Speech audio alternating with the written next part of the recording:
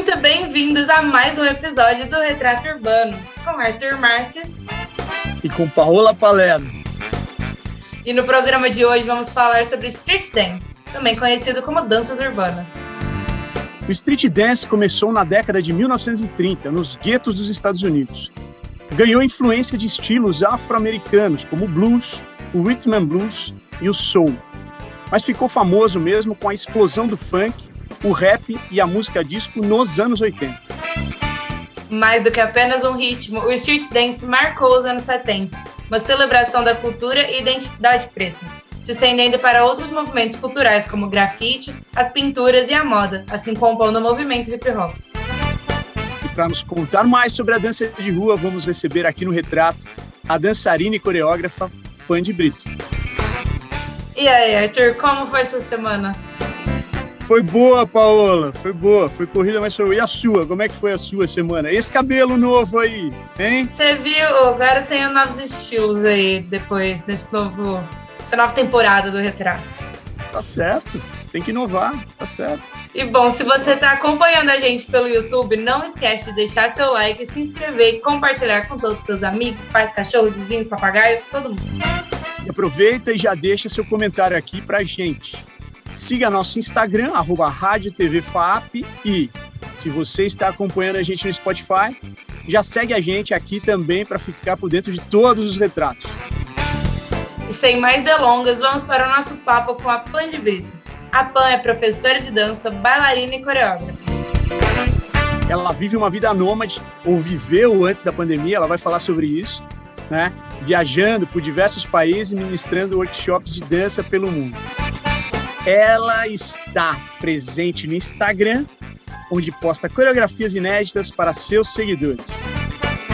Pandy Brito é uma professora incrível e cheia de histórias para contar, dando apoio não só artístico para seus alunos, amigos e seguidores, mas também emocional, deixando sua marca onde quer que esteja.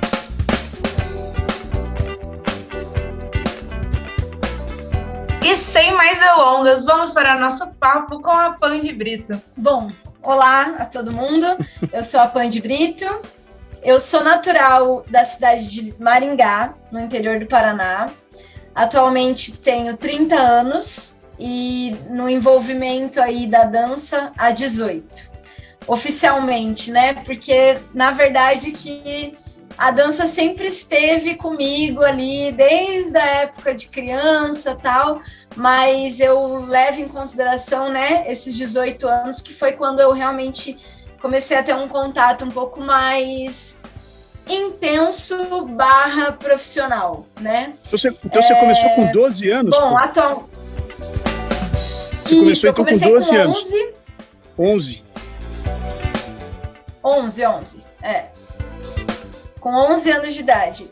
Na verdade, assim, né, eu fui aquela criança que fez o balé com 3 aninhos, me acabei no El Chan quando eu tinha 6 anos, mas oficialmente, assim, uma escola de dança e estudar dança mesmo foi com 11. Então, e foi em Curitiba, eu morava lá na época, e eu não tenho uma super história, assim, sabe, romantizada desse início da dança. Eu morava perto dessa escola, e aí eu olhei, entrei com uma amiga, e aí a gente falou, bom, vamos fazer uma aula experimental, né, e tal. E aí tinha várias aulas, né, e tudo que a gente já conhecia, balé, jazz, tal. E aí tinha um tal de street dance, que era a única coisa que a gente não sabia o que era. Daí eu falei, cara, vamos fazer essa aula. Daí a gente fez.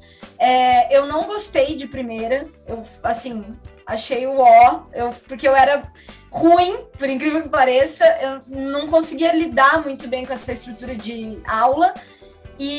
Mas aí eu dei uma insistida, continuei. Passou esse tempo todo, estou aqui. A minha amiga que foi comigo, não sei nem onde ela anda, porque a gente se perdeu aí no mundo, ela não continuou dançando, só eu.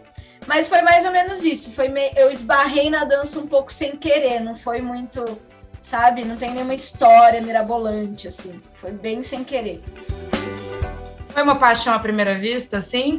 Ou você ainda teve muita luta de ir e voltar? Então, não foi uma paixão à primeira vista com o street dance, né? O hip hop em si. Mas com a dança, eu acho que eu já tinha isso muito vibrante em mim, assim, né? Minha mãe comenta que eu sempre era uma criança que gostava de dançar, que se tinha música eu me movia muito, então essa paixão tava ali, mas não foi de primeira, assim, tipo, entrei no estúdio e falei, meu Deus, isso é a minha vida. Eu fui aos poucos, eu fui meio, sabe quando você fica meio na segunda, assim, tipo, deixa eu ver se é isso mesmo. Foi meio assim. E deu no que deu hoje, né? Deu a minha vida inteira, né? Tipo assim, só sou quem eu sou hoje por causa da dança. Mas foi bem tranquilo, assim, foi muito orgânico, sabe? Não foi que nem isso. Eu não comecei a fazer aula e falei, é isso que eu quero da minha vida. Foi um pouco mais lento, assim. O primeiro ano de aula mesmo, eu dançava porque eu gostava, comecei a criar, né, relações, amigos. Aí no segundo ano de dança foi quando a minha professora me chamou para o grupo de competição mesmo, que era um pouquinho mais sério, né, do que a turma. E aí nesse segundo ano eu falei, eu acho que fui pega por esse bichinho.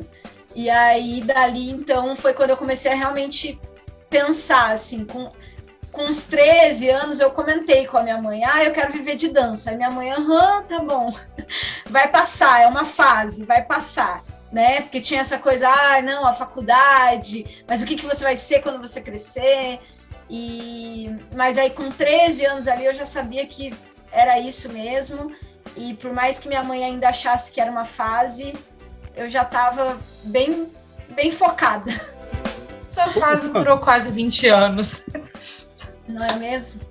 Opa, e depois quando você decidiu mesmo, falou, não, minha vida vai ser isso, você teve apoio da família, teve apoio de alguém, ou como é que foi essa... Então, eu vim de uma família tradicional, desestruturada brasileira. Então, assim, eu sou filha de mãe solteira, sou filha de uma família realmente pobre, assim, a gente... sempre a maioria da história da minha vida é de mais pobreza, né? E eu não tenho ninguém da minha família que é artista. Tipo, ninguém trabalha com arte, ninguém, absolutamente ninguém. Para ser bem honesta, ninguém da minha família tem carreira. Tipo assim, é a galera que não estudou, que, né? Tipo, eu tenho, acho que na minha família inteira, da geração, assim, que não é a minha geração, tem uma pessoa formada na faculdade. Então, assim, foi um choque para minha família quando eu comecei a querer trabalhar com dança. Exatamente porque a gente tem esse estigma de que não dá para viver de arte no Brasil, que isso é muito difícil.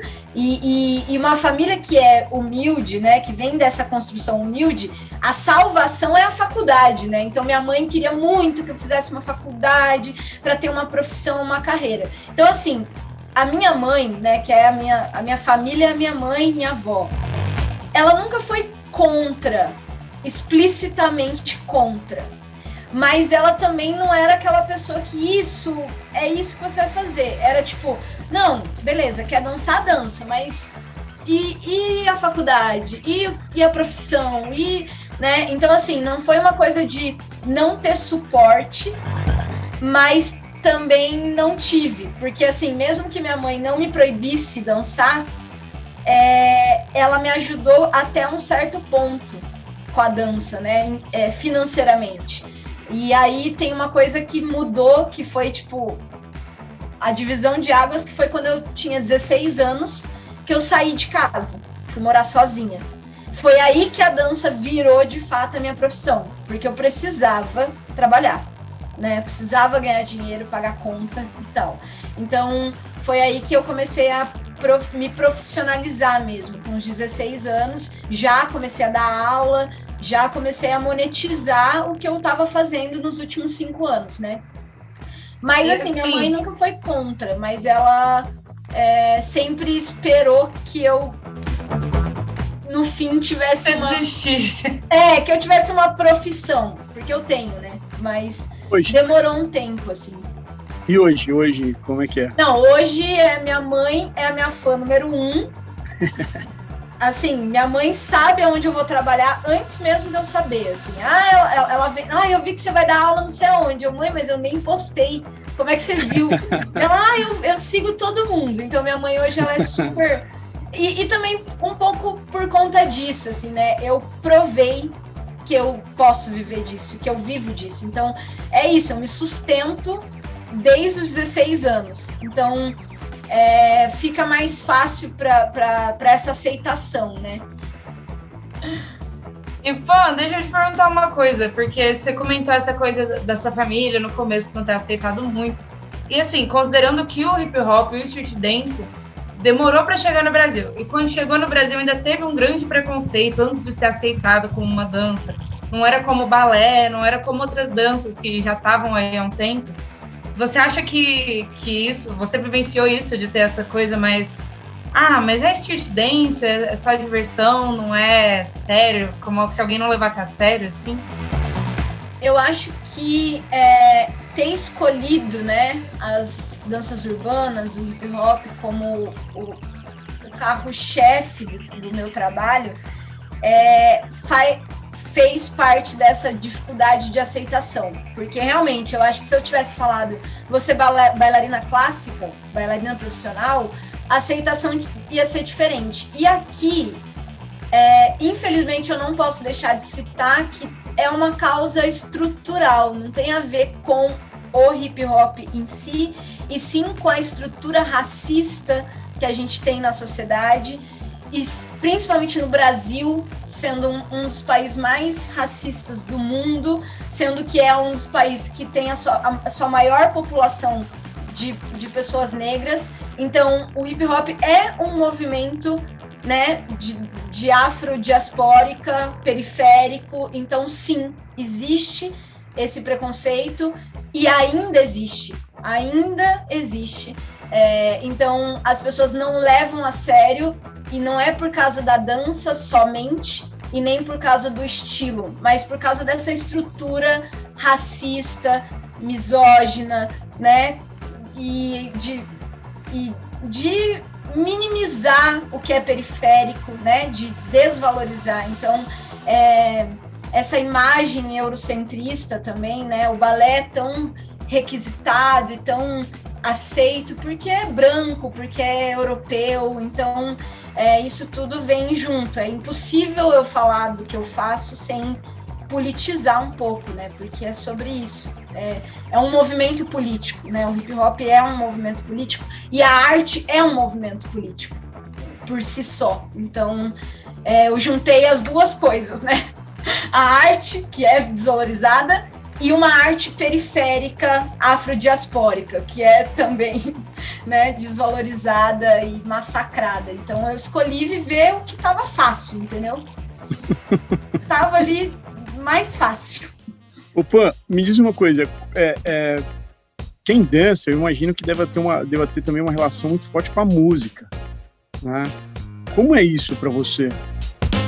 Então, para mim é até engraçado, porque eu entrei para as artes primeiro pela música, depois pela dança. Então, quando eu devia ter uns 8 anos, eu fiz aula de música. Eu toquei teclado por 2 anos e toquei violino por 1 ano.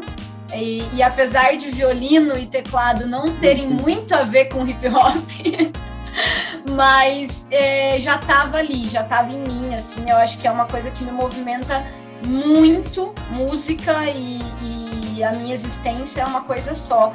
E eu vejo a dança e a música como uma coisa só também. Eu não vejo tão separado, não. Eu acho que uma coisa tá dentro da outra e vice-versa, assim. É um movimento que me instiga muito. E foi por onde eu entrei, na verdade. E eu acho que foi onde também a dança desenvolveu tão facilmente para mim, porque eu já tinha essa conexão musical, né, de tocar instrumento. Até hoje eu comprei um violão para aprender a tocar sozinha, eu tenho uma escaleta que eu também aprendi a tocar sozinha. Então, assim, eu tenho um pouco dessa autodidata com a música, principalmente, mais do que com a dança. Com a dança, não tanto. Com a dança é treino mesmo. Mas, Vô, eu queria perguntar um pouco sobre assim, quando você era menor, se você imaginou do tamanho que você ia ficar, quando você estava lá com o violino, quando você nem tinha dança ainda.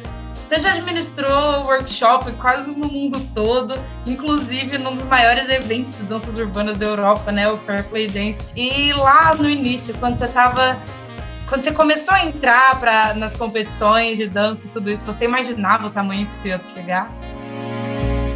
Nem um pouco, assim. Até isso é muito louco de comentar, porque a minha carreira, a construção da minha carreira, ela se deu de forma muito orgânica, porque exatamente por essa informalidade, né, da dança, da profissão dança, eu fui meio que indo sem saber onde eu estava indo, sabe? Eu não tinha um plano de carreira, necessariamente. Então, assim, quando eu comecei a dançar com 11 anos, eu nem imaginava trabalhar com dança. Com 13 anos, quando eu comecei a flertar com essa ideia, imagina, eu era uma menina que morava em Curitiba, né? Eu não estava nem num grande centro, né? Não estava em São Paulo, não estava no Rio de Janeiro. Era uma menina de interior, com uma família, tipo assim, super humilde. Então, obviamente, isso não passava na minha cabeça. Com 16 anos que eu saí de casa para morar sozinha, e que, obviamente, a dança não me sustentou desde o começo, eu trabalhei no shopping, eu trabalhei de vendedora, eu trabalhei de garçonete em casamento, eu trabalhei no McDonald's, eu trabalhei no Sinal. Então, assim, tava muito longe. Imagina, para quem tá limpando o chão do McDonald's de madrugada, que eu trabalhava no McDonald's de madrugada, para dar aula na Europa, no maior evento de dança que tem, assim, é uma distância descomunal, e é óbvio que meu olho ainda não alcançava isso, porque eu estava vivendo isso. Mas, com mais ou menos uns 17, 18, 19 ali, quando eu, né, fiquei adulta, digamos assim, eu vi que era isso que eu queria mesmo, era isso que eu ia viver mesmo, e eu depois, principalmente depois de ter trabalhado no McDonald's, eu falei, cara,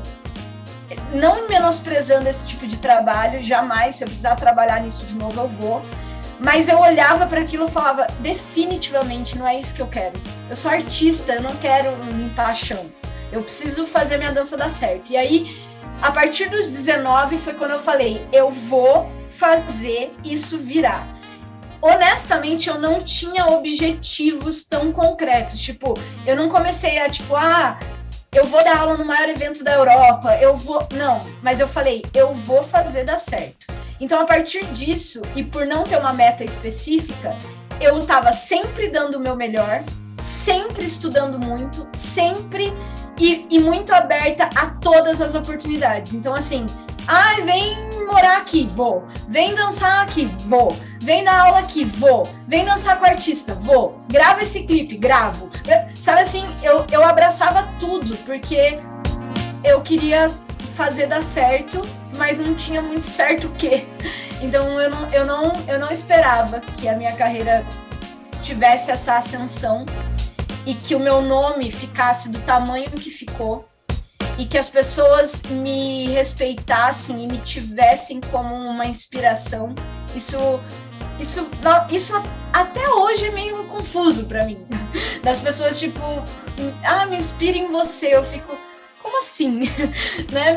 Não sei se eu entendo tão bem, mas com certeza não foi por acaso, não foi sorte, não foi só lugar certo na hora certa. Foi muito trabalho. E acho que o que eu sempre tive foi, se eu vou fazer um negócio, eu vou fazer o meu melhor. Eu sou assim em tudo. Desde de lavar a louça até o meu trabalho. Se é para fazer, então eu vou fazer bem feito. E essa qualidade, essa preocupação e essa entrega me levou a lugares gigantescos. Então, foi muito orgânico. Não foi pensado, mas eu vejo que não foi por acaso. Foi construído por mim. Mesmo que eu não tivesse com isso tão estrategicamente armado, mas foi construído, né? E para essas pessoas que se inspiram em você, ou para brasileiros que querem viver de arte, né? Você tem alguma dica, tem alguma coisa que você pode falar, alguma lição que você aprendeu? Cara, queira muito. Essa é a primeira dica que eu tenho para dizer. Até tem uma entrevista da Fernanda Montenegro que é muito interessante, que quando eu assisti, mexeu em muita coisa em mim, assim, que o entrevistador pergunta para ela exatamente isso. Você tem uma dica para dar para os atores e as atrizes que estão começando? Imagina, Fernanda Montenegro. E aí ela vira e fala, desiste. Desiste. E aí fica um clima, né? Você fala, como assim? Ai, falei um palavrão. Como assim, né? Tipo, desiste. E aí ela completa com algo que me contempla muito, que é, desiste. Se você sentir que você vai morrer porque você não tá atuando, você não consegue viver sem isso, então é isso que você tem que ser, atriz, ator. Se você não sentir, realmente isso não é pra você. Então, assim, na arte, eu acredito que é muito isso. Desiste primeiro desiste. Se você morrer porque você não tá fazendo o que você ama, é porque você realmente tem que fazer isso. E aí é onde eu entro. Queira muito. Você tem que querer muito. Você tem que estar afim demais. Porque, assim, diferente do que todo mundo fala, é difícil viver da arte, eu discordo 100% dessa frase. 100%. Não é difícil viver da arte. Não é difícil. Difícil é viver qualquer coisa. Para ser médico é difícil, para ser psicólogo é difícil, para ser radialista é difícil, para ser professor universitário é difícil. Tudo é difícil. E acho que é isso a grande sacada. Parar de romantizar um pouco a vida, entendeu? Viver da arte. Não, viver da arte é igual viver de qualquer outra profissão. Você quer? Então você vai trabalhar muito. E dá. Entendeu? Não é, não dá para viver. Dá. Tô aqui com 30 anos, maravilhosa, minhas contas todas pagas, pela dança. Então, assim, não é que é difícil, mas é que você tem que querer muito, é porque a sociedade vai contra você, o governo tá cagando pro que você faz, e essa é a grande questão. Então, assim, a dica é queira, mas queira muito, e se dedique, e saiba que você vai ter que trabalhar muito, e saiba que você vai ter que dedicar muito para que isso dê certo. Com esse conselho incrível, acho que a gente acaba o nosso primeiro bloco, porque esse papo tá muito bom, mas a gente vai dar uma pausinha e já a gente volta com a Fã de Brita. Sinestesia Express. E agora, segura a palpitação do seu coração, que vamos dar uma pausinha na nossa entrevista para ouvir as dicas incríveis do Sinestesia Express, que não podem faltar nesse programa, né? E quem vai participar do Sinestesia Express hoje, pela primeira vez, é a Letícia Viana. Letícia, tudo bem? Seja bem-vinda. Oi, gente. Como vocês estão? Eu tô ótimo, e você? Eu também. Por aqui tudo jóia também, Letícia. E aí, quais são as novidades que você vai trazer pra gente hoje? Bem, já que o assunto de hoje é dança, por que não trazer o filme de um incrível musical da Broadway? Saindo dos palcos para as telas, Dear Evan Hansen traz à tona questões dos jovens atuais, seus medos, suas paixões, em uma incrível história de renovação e autoconhecimento. Não apenas o musical foi ganhador de 6 Tonys, incluindo de melhor musical, como seu ator Ben Platt se tornou a pessoa mais jovem a ganhar por melhor ator protagonista em musical. Não dá pra negar, os caras são bons. Platt reviverá o papel de Evan nesse novo filme que será lançado no dia 24 de setembro. Então não perca, hein? Eu tô muito ansiosa pra esse filme, porque eu demorei tanto pra ver o musical, e daí quando eu vi eu me apaixonei, e daí eu agora preciso ver o filme, né? Eu quero muito ver também, nossa, a ansiedade tá batendo. Ô, gente, eu não sou muito fã de musical, confesso pra vocês, tá? Tá bom. Mas, Arthur, se você não gosta também de musical, tem uma outra recomendação pra você. Vamos lá, Letícia. Você gosta de ficção e aventura? Ficção científica?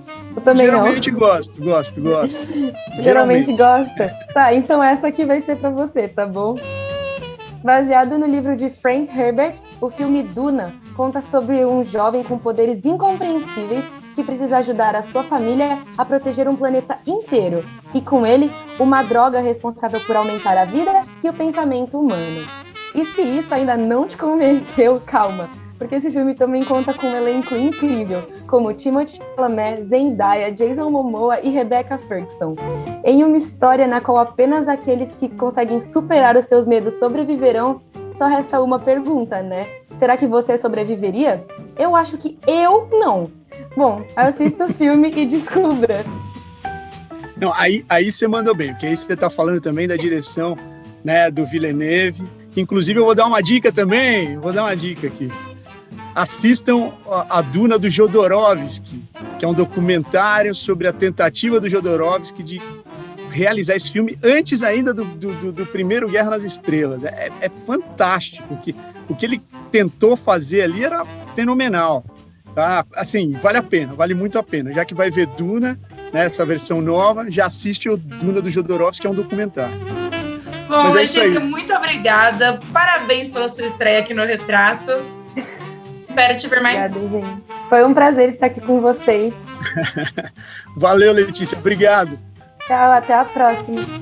E antes de voltar com a nossa entrevista, se você ainda não curtiu o vídeo, já deixa seu like agora para não esquecer e se inscreve no canal. E lembra de comentar aqui o que você mais gostou do programa para a gente continuar sempre tentando melhorar. E agora vamos voltar no nosso bate-papo com a Pandy Brito. A Pan é bailarina, coreógrafa, professora de dança. Seu Instagram é @pandebrito, com M e um T só, e está cheio de coreografias incríveis para vocês. Nesse papo assim de autocuidado, teve uma interação que você fez no seu Instagram, que seus alunos respondiam a dúvidas que seus seguidores tinham sobre você. E muitos deles ressaltaram o fato de que, além de ser uma aula de dança, você trabalha muito com autocuidado e autoconhecimento dos seus alunos, né? Você acha que, se no início da sua carreira você tivesse tido acesso, tivesse tido aulas desse tipo, teria feito diferença no seu trajeto até agora?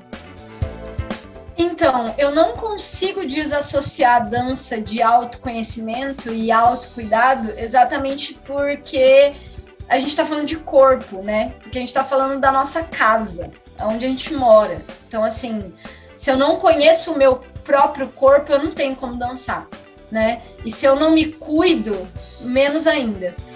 E assim, eu tive a sorte, ou o destino, ou Deus, ou sei lá, o universo, que você que acredita, sei lá o que você acredita, eu tive a sorte de ter, no início do meu processo com dança, uma professora que, não que ela trabalhava da forma que eu trabalho, mas ela já instigava a gente a esse lugar, sabe? Tinha muita autonomia, muita... essa coisa de se entender, de se explorar. Nunca era um movimento por movimento, entendeu? A dança pela estética somente. Então, eu lá no começo, né, quando eu ainda era criança, já tive um pouco essa semente colocada ali. Mas a forma como eu trabalho hoje, a forma como eu estruturei as minhas aulas hoje, realmente, se eu pudesse, com 12, 13, 15, 16 anos, fazer aulas como as minhas, chega a ser prepotente, né? Mas eu acredito nisso, assim, também. A gente não pode ter falsa modéstia, né? É que no Brasil é isso, você tem que ser humilde. Você não pode falar que você é bom no que você faz, porque você é metido. Mas reconhecer, né, o que a gente faz é importante.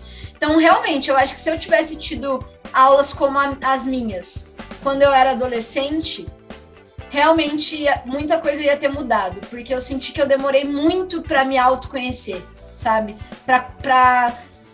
Eu sinto que eu comecei esse processo, eu já tinha 21 anos, assim, tarde, entre aspas, né?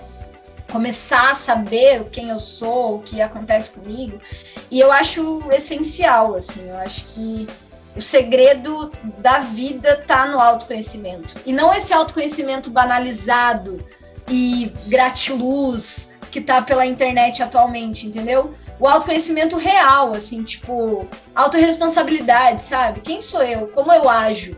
Eu sou grossa? Né? Como é a minha fala? Por exemplo, eu eu tenho muito claro que eu tenho uma fala muito incisiva. Eu falo, assim, de uma forma muito bem colocada, bem assertiva. Eu sei disso, entendeu? Não é uma coisa... Se alguém me falar, nossa, o jeito que você fala, né? Eu vou falar, eu sei. Né? Eu me conheço. Não é uma surpresa para mim.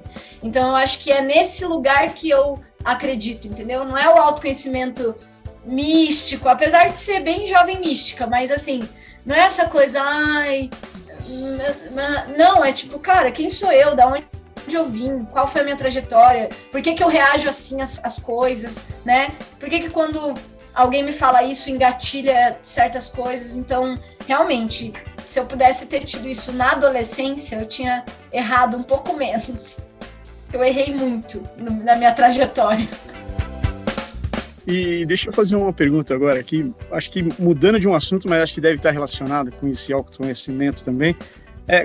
Como é que foi para você entrar nessa de nômade? Hein?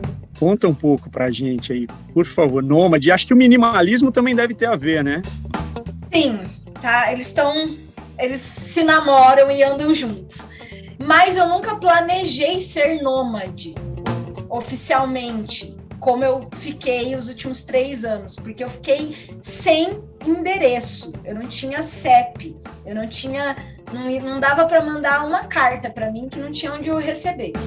Então, assim, resumindo, né?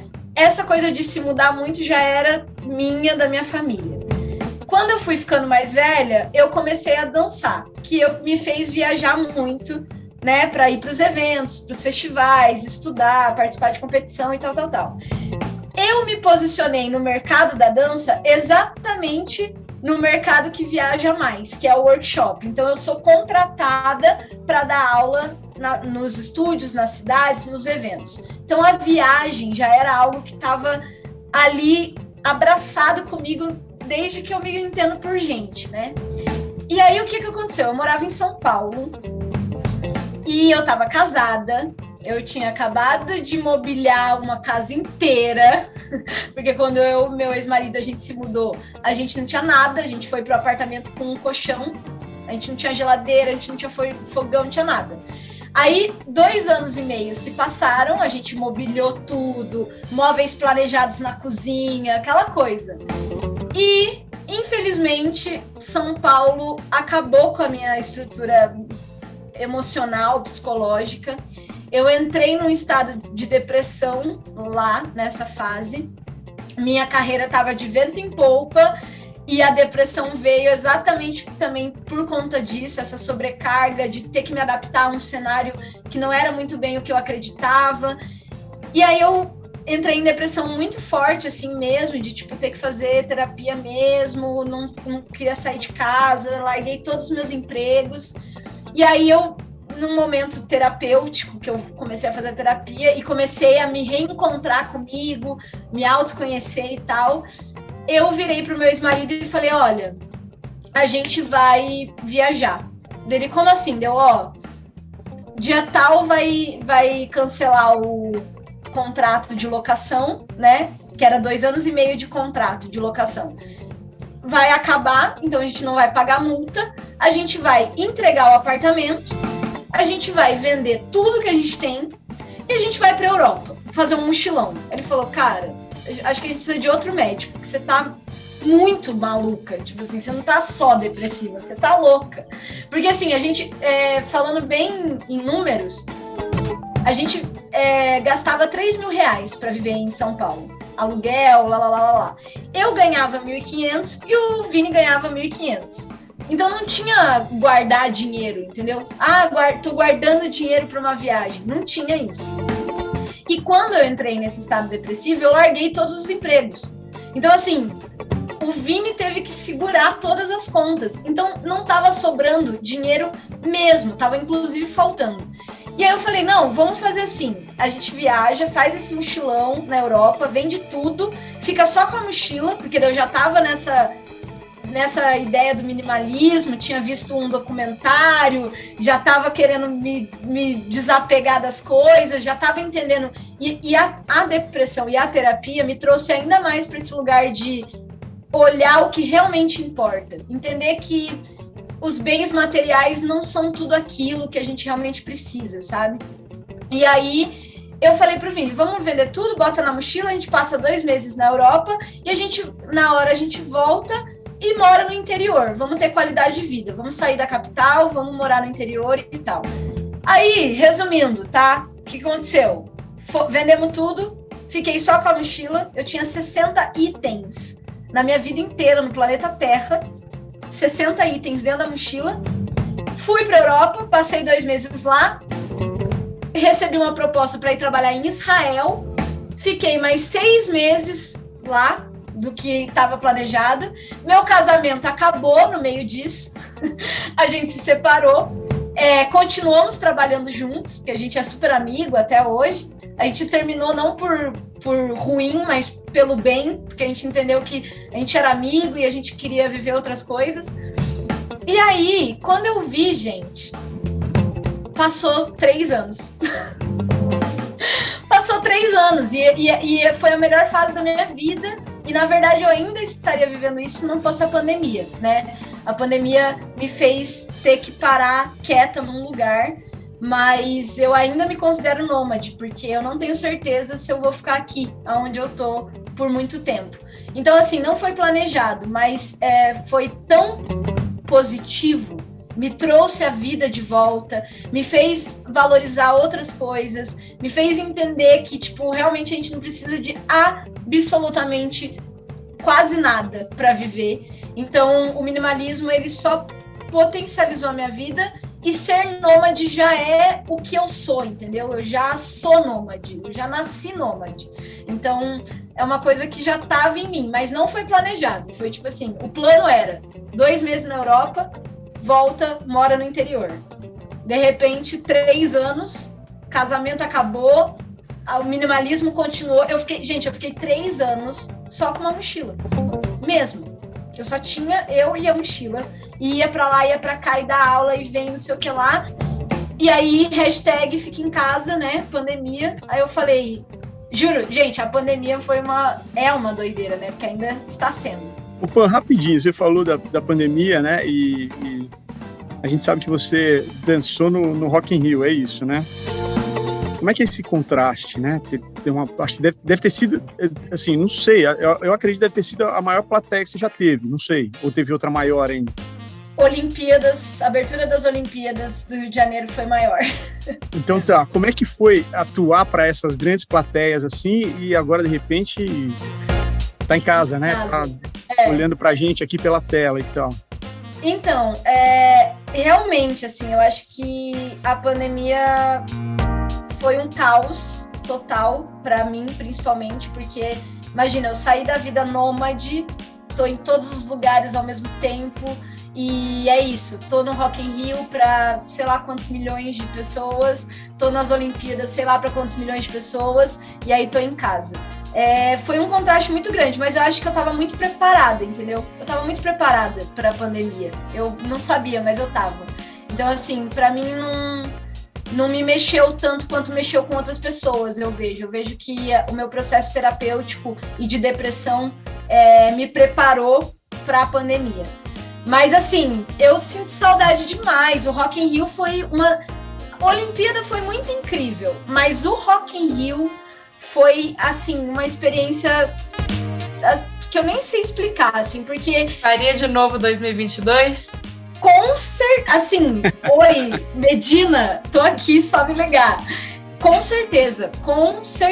Tipo assim, o Rock in Rio foi, pra mim, artisticamente, foi um desafio muito grande, porque primeiro, é um evento de música, e é um evento que vai de, sei lá, Guns N' Roses a Beyoncé, entendeu? Então, tipo, isso também foi muito incrível pra nós, porque a gente dançava essa variedade, entende?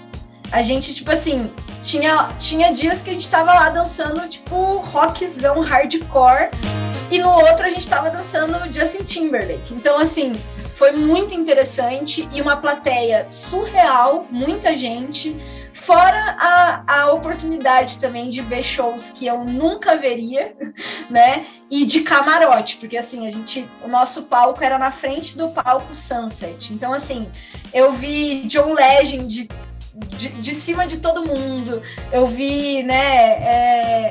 Eu vi tantos shows, sei lá, nem lembro de todos.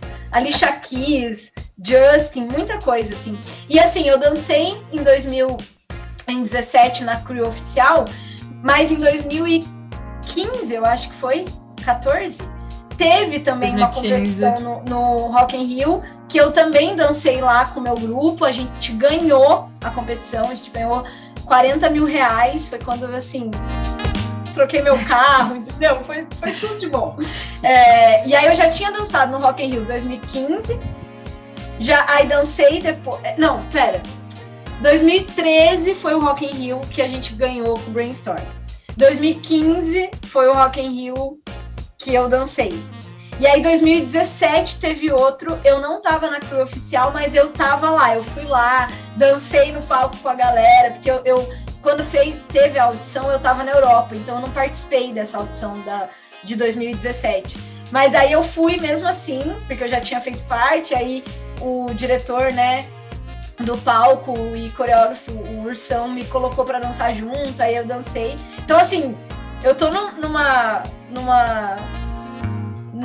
como que se diz? Numa rotina de Rock in Rio, que assim, 2022, tô aqui, tô disponível. Aí, por favor, chamarem. Aproveita e chama o retrato pra gente cobrir, assim, pra gente cobrir o evento, né? Eu acho justo a gente ser chamado.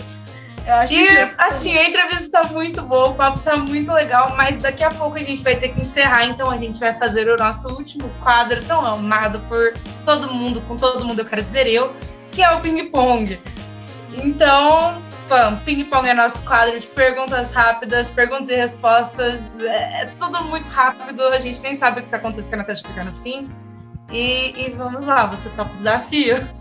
Vai, gente, ai meu Deus, tô nervosa.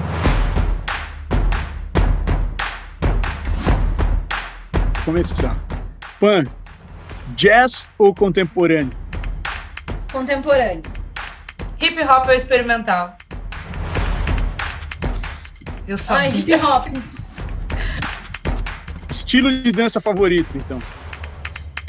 Aí não dá, gente. Eu sou a pessoa... eu não sei nem onde eu quero morar, vou escolher um estilo só, todos.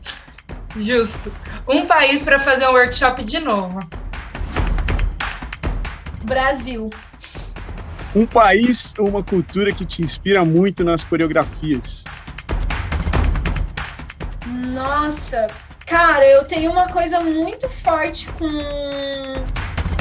a África e com a Espanha. Tipo assim, nada a ver uma coisa com a outra, mas muito forte com essas duas culturas e países. Um país para gravar um vídeo de dança. Ai, gente, eu sou doida pra ir, tipo assim, Nova Zelândia, uns lugares muito doidos, assim, sabe? Ai, acho que Nova Zelândia, assim, pulando de paraquedas, sei lá. Uma dançarina, Pan, que te inspira? Diana Matos. Se você tivesse que escutar uma única música pelo resto da sua vida, qual que seria? Qualquer uma do Caetano Veloso. Amo. Pan, essa tá fácil, hein? Tá bem fácil. Se você pudesse descrever a dança com uma só palavra, qual seria? Nossa, é mais fácil, juro por Deus? Ai, gente. Vida. Justíssimo. E para uma última pergunta, dá uma dica para as pessoas que querem entrar nesse estilo de vida nômade igual o seu. Só vai. Amanhã larga tudo e vai. O mundo, eu costumo dizer que assim, o mundo é muito pequeno para você não conhecer ele inteiro e muito grande para você ficar num lugar só. Então, assim, só vai. E eu acho que entender que lugares são pessoas. Então, assim, esteja atento e conectado com pessoas, porque não existe a melhor cidade, o melhor país, existe pessoas. Então esteja onde as pessoas te façam bem e é isso, esteja aberto, porque quando você se abre para o mundo se abre para você. E eu posso provar. Lindo. Bom, muito obrigada por ter vindo para esse retrato. A gente gostou muito de ter você aqui com a gente. Muito obrigado. A gente só fica assim porque deu para ver que de vez em quando você se mexe, mas não deu para ver você dançando, né? Bom, mas quem quer ver a Pan dançando pode ver lá no Instagram dela, que é @pandebrito, que todo mundo já deve estar seguindo lá, né? É o mínimo. Por favor, gente. É isso aí. Gente, eu que agradeço esse convite a esse projeto incrível, vida longa aí para vocês.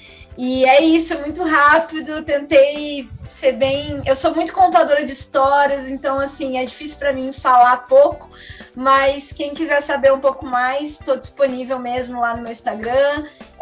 Tem muita coisa sobre mim lá, do meu trabalho, principalmente nos meus destaques, tem perguntas que eu respondo e tal. E é isso, espero encontrar vocês aí na vida real, em breve. Muito obrigada pelo convite, pelo espaço.